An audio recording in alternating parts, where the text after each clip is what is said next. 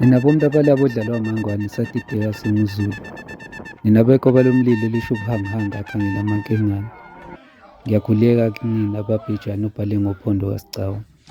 Ngiyakhuleka Zulu muhle. La hayi ngithi angiphawule ngalokhu engikuzwile ngilaphana emarenki ngoba kade ngihambele emarenki nje ngisebenzela khona. La engizwe khona iy'nsizwa ziqaphele kakhulu ukuphuma eceleni, ukuhluka kukamntwana uMthokozisi Mahlobo.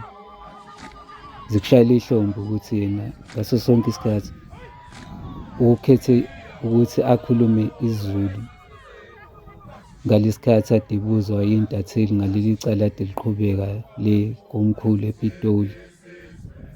Lokho kusithinte kakhulu njengesizwe, ikakhulukazi nje thina esibadala, ukubona umuntu osemncane njengaye ey'gqaja ngolimi lwakhe. Kusijabulisile kakhulu lokho, kuletha intokozo eyisimanga. Phela isiZulu siwulimi olusemthethweni futhi siwulimi olukhonyayo la eNingizimu Afrika, kumele sikwazi lokho. Ngiyazi ukuthi ilokhu iy'ntatheli ay'khulumi ngalokhu akuvezwa, kodwa nje yazini maZulu ukuthi ulimi lwesiZulu ilona olukhonyayo.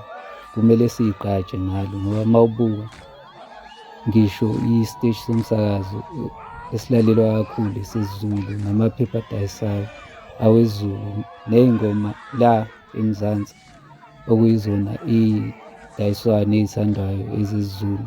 Sekusele kuthina-ke nina baMthaniya, nina baphunga noMagewu ukuthi niy'thanda.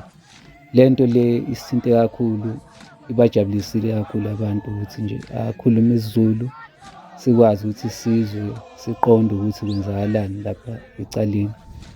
Hhayi, siyabonga kakhulu kumntwana nokwenza usemncane. Le nto ayenzile ngathi ngingaqhubeka nabanye beyibonele ukuthi umuntu ukubuza ngesiNgisi wena nje umphendule ngolimi lwakho. Lokho kuzokwenza ukuthi ulimi lwethu lungafi, luqhubeke lundlondlobale. Ngiyabonga-ke nina beqhawe, nina belembe leqa amanye amalembe ngokukhalipha. Zulu muhle.